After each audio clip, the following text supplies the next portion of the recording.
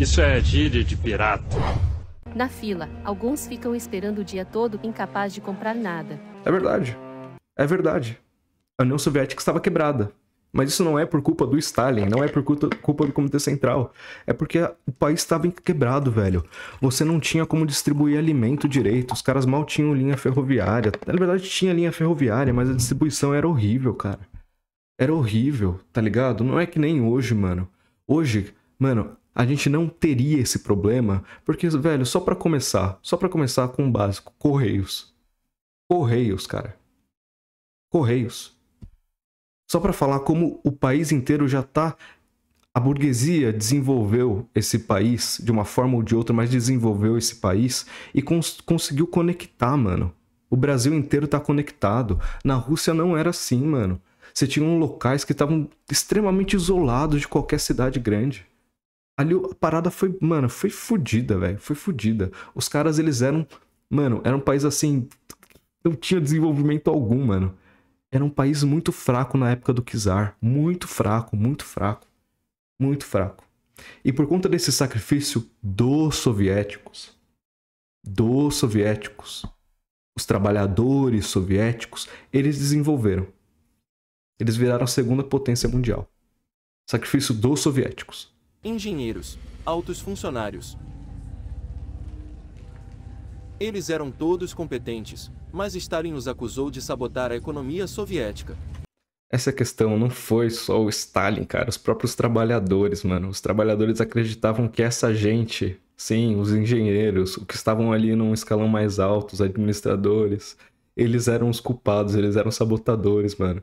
E aí, mano, no mês seguinte, o trabalhador que virou um novo administrador, ele era acusado também de sabotador. O bagulho foi insano, cara. Foi maluco, foi uma coisa maluca. O cara que um dia apontava, outro dia ele tava sendo apontado e tava sendo julgado, cara. Maluco, maluco. Mas é isso, não veio do Stalin essa porra. Foi um problema, foi uma contradição gritante da União Soviética. Foi um problema, cara, um problema. É isso. Ele lhe contou. Esse cara aí é o cão. Esse cara é o cão. Andrei Vyshinsky. Esse cara é o capeta. Na moral, esse cara é o capeta, tá? Esse cara, todo mundo aponta, né? Que o culpado é o Stalin. Mas, mano, esse cara aqui, de fato, foi o capeta, assim. Assim, eu sei, vocês estão falando, mas você não tá falando que era um problema? Assim, mas é que esse cara aqui, mano, a linha dele foi totalmente outra, tá? Foi totalmente outra. É esse cara aqui, eu até tinha separado aqui. Esse cara aqui, ó. Andrei Vyshinsky, depois vocês pesquisem aí, tá? Ele foi uma espécie de procurador-geral da União Soviética. E aí que entra um grande debate que eu sugiro que vocês tentem estudar, tentem ir atrás, que é um debate justamente do quê? A União Soviética, ela aderiu ao juspositivismo. O que é o juspositivismo? É justamente o que a gente vive hoje.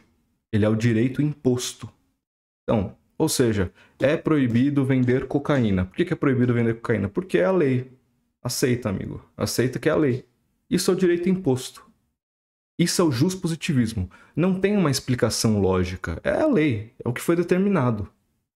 Isso é a lei. Uau! Mar 042 mandou 5 Valeu, reais. mano. RLX camarada Gabriel, eu banco seu pix.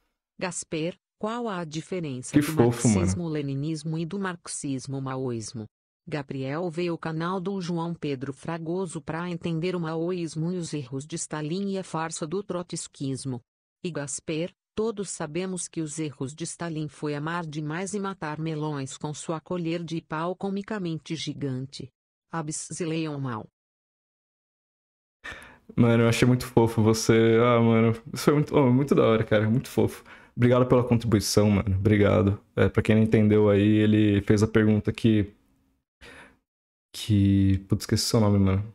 Que um outro inscrito, eu acredito que você seja inscrito do canal fez. Eu não. Como eu falei, eu não vou parar a live pra ficar respondendo cada pergunta, tá ligado? Mas, mano, basicamente é o seguinte: o que aconteceu na China foi uma continuação do leninismo, do marxismo leninista, tá? o Mao, ele se considerava um marxista-leninista. Basicamente, o marxismo-leninismo, ele é a prática do marxismo para aquela condição especial, daquele período, daquele século, né? Do século passado.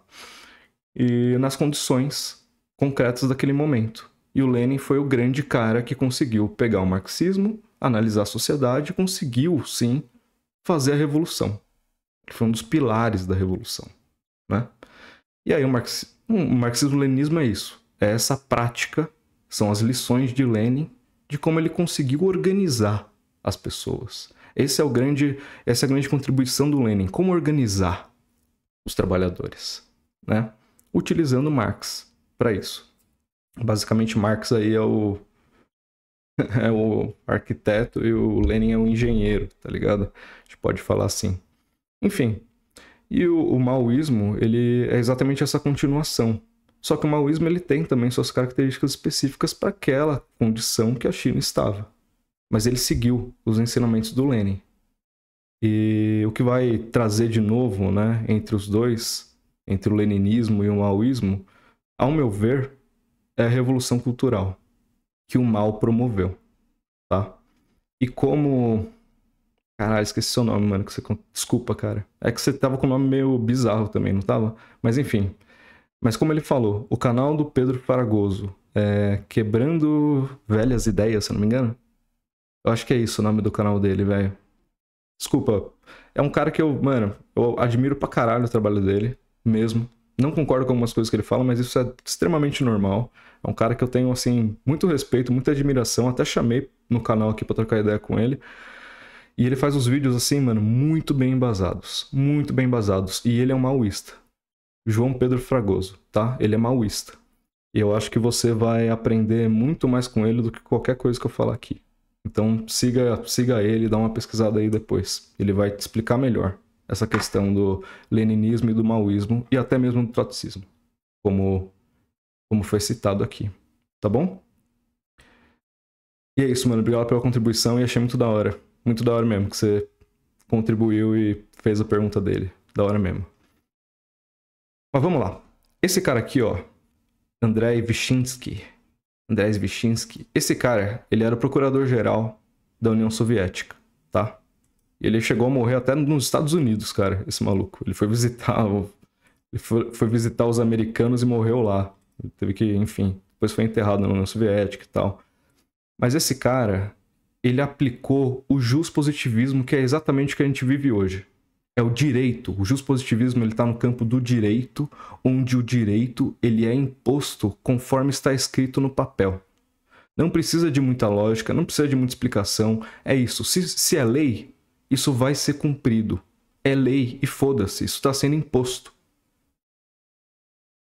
Dessa forma, o direito, ele não é só o que está sendo imposto e colocado no papel como norma, mas também como ele constitui a subjetividade das pessoas.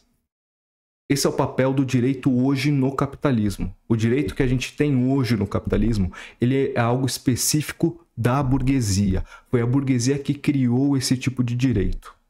E esse cara aqui continuou o direito burguês. Ele continuou o direito burguês. Tá? Esse foi, assim, o grande carrasco da União Soviética. Todo mundo fica falando do Stalin, mas não. É esse cara aqui. Por que é esse cara aqui? Por quê? Quer um exemplo? Ou melhor, 2 exemplos? Primeiro exemplo, que é uma coisa mais básica, tá?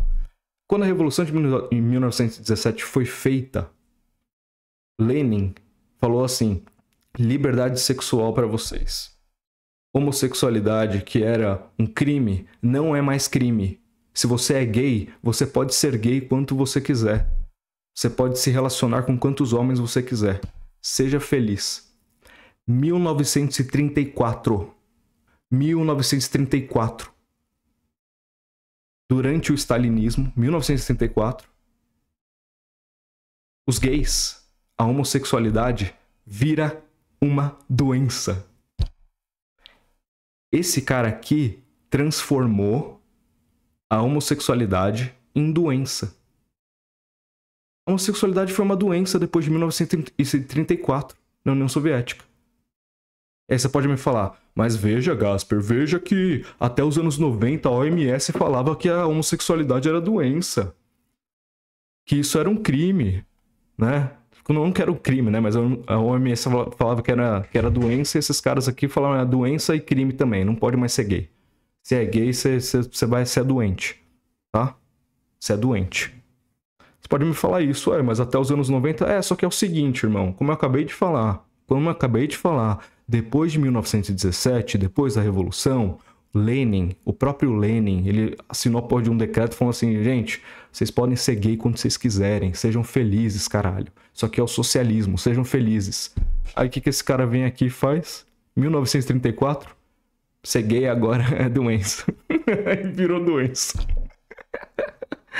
E sim, Stalin sabia disso porque ele era presidente do partido, caralho. Ele sabia disso. Mas de quem que veio? Veio desse bosta aqui, ó. Outro exemplo. Um dos grandes inimigos desse cara aqui, Andrei Vyshinsky, inimigos, entre aspas, foi quem? Pachucanes. Foi esse cara aqui, ó. Pachucanes. Pachucanes foi um grande jurista soviético. Que ele começou a ler o direito burguês a partir do marxismo. Então o que eu acabei de falar para vocês, que o direito como a gente vê hoje, o direito que a gente tem hoje, é algo totalmente novo na humanidade, feito pela burguesia, esse cara aqui começou a defender essa parada na União Soviética. Ele que descobriu isso.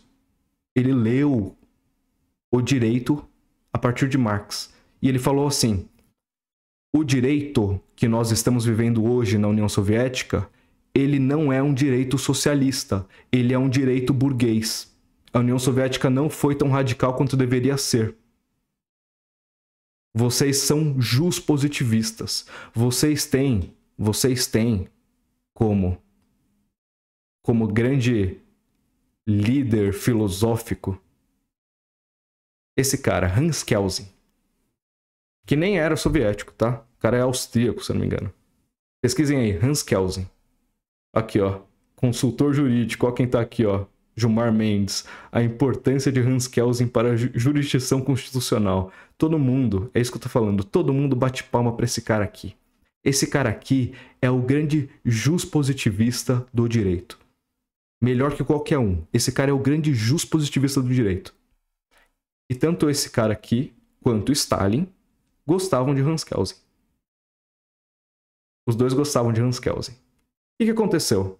Pachucanes falou assim, veja, Hans Kelsen, o positivismo, isso é algo especialmente da burguesia, do capitalismo. Isso não pode ter espaço em uma sociedade socialista. O que esse cara fez? Inimigo do povo! Inimigo do povo! Você é inimigo do povo, cara! Você é inimigo do povo! É inimigo do povo! É inimigo do povo! Vamos lá, inimigo do povo! Aqui, vocês não acham que ele é inimigo do povo? Aí o Pachucanes, pô, pelo amor de Deus, cara, eu só tô desenvolvendo o marxismo e falando que o direito positivista é da burguesia. Inimigo do povo. O que eles fizeram? Tchau, tchau, Pachucanes. Você foi processado, você foi inimigo do povo e agora você está morto.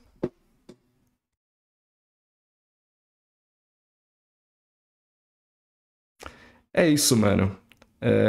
Eu sei que vocês... Tem muita gente aí que começou a live falando, pô, defende o cara, tá ligado? Mas é isso, mano. Não tem como a gente defender o Stalin em todos os momentos.